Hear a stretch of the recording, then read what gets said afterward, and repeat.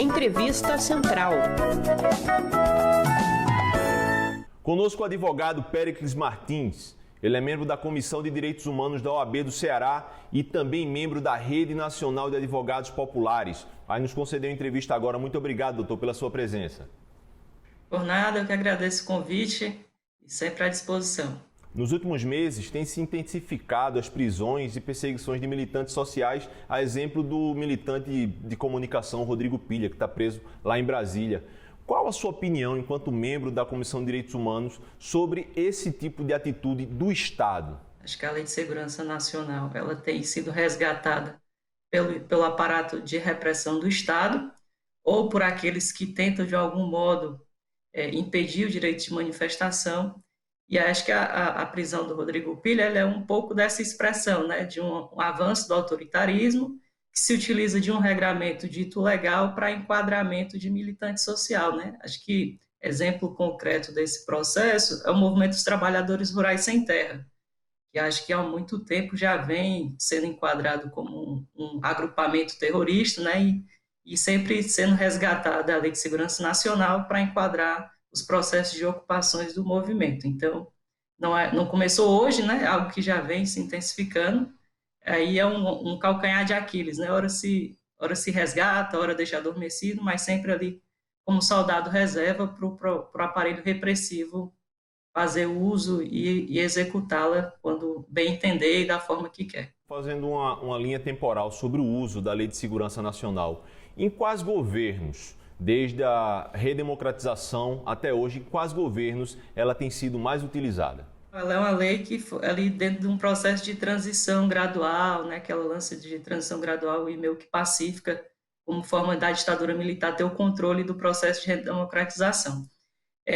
Ela, em tese, ela garante uma proteção do Estado democrático, mas no fundo, ela vem como um aparato ideológico para a perseguição. A gente tem o uso dela, muito especificamente no governo Fernando Henrique Cardoso, né, que utiliza inclusive contra o Movimento Rural Sem Terra. Ela foi resgatada ali durante as manifestações de junho de 2013, naquele cenário de intensa manifestação popular, que aí a gente começa com análise e termina com uma outra análise, quando a gente para fazer o filtro do que foi as manifestações de 2013, e ela meio que obedece à conjuntura, né? Pelo que, assim, quando a gente vai fazer uma análise concreta em que momento ela foi usada, quando um processo de conjuntura se acirra na luta política, quando o processo de desigualdade social vai se acentuando, em que os movimentos, as pessoas passam a manifestar e a expressar indignação com o governo ou com a figura do governante, ela é solicitada, ela é utilizada para poder frear esse avanço de reivindicação social e dos movimentos populares. E você é membro da OAB, mas também é membro da Rede de Advogados Populares. Como está o trabalho dessa rede de advogados para defender esses militantes sociais que têm sido presos a partir dessa lei? A gente nunca teve vida fácil quando está se falando em defender direitos humanos, né? Os defensores e defensoras de direitos humanos na sua luta cotidiana. A gente tem um processo de desrespeito acentuado, né? Porque muitas das vezes eles não nos colocam na categoria de advogado, mas como de militante dos movimentos. E aí, num cenário de acirramento, onde a gente tem que fazer um enfrentamento com as forças policiais, em especial, a gente tem um acaloramento, né, no sentido de que tentam impedir o trabalho, tentam não fazer com que a gente chegue perto dos militantes, e, em especial, no processo pandêmico, a gente tem tido muita despejo, né, reintegração de posse, num cenário de pandemia, e que a gente toda hora acentua, não pode. Às vezes a gente tem uma liminar na mão, suspendendo a reintegração de posse, mas ainda assim ser efetiva. Acho que o exemplo emblemático recente foi o caso de Brasília, onde ocorreu um processo de despejo, sendo que existia uma liminar que garantia a suspensão. Em 2019, o advogado Sávio Delano, de Pernambuco, foi preso quando estava numa atividade sindical. Inclusive, o presidente da OAB, na época, veio para Pernambuco para protestar contra aquela prisão. Você tem visto mais ataques diretos a advogados no momento do seu exercício da advocacia?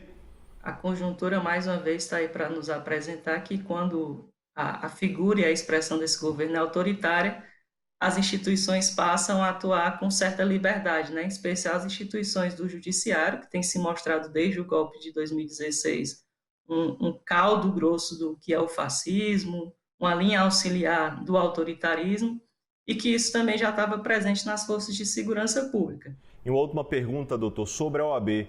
Como tem sido a pressão do governo Bolsonaro, que é declaradamente crítico e declaradamente hostil à atuação da OAB, como tem sido a atuação de vocês nesse contexto do governo Bolsonaro? A atuação da OAB nacionalmente, ela tem demonstrado a tarefa institucional e constitucional da OAB de defesa das garantias e do Estado Democrático de Direito. Acho que o nosso presidente Felipe Santa Cruz tem tendo posturas firmes diante de um contexto, quando você tem um presidente que é contra a vida, que é contra um processo de combate à pandemia, é anti-ciência, e muitas das vezes utilizando de um instrumento autoritário. Então, a gente tem uma OAB firme na defesa das garantias e com centralidade na figura dos direitos humanos, e aí a gente tem as especificidades nos estados, né, as comissões de direitos humanos locais, que também, se pautando nessa atuação mais nacional, puxa debates nos seus âmbitos locais na defesa dos direitos humanos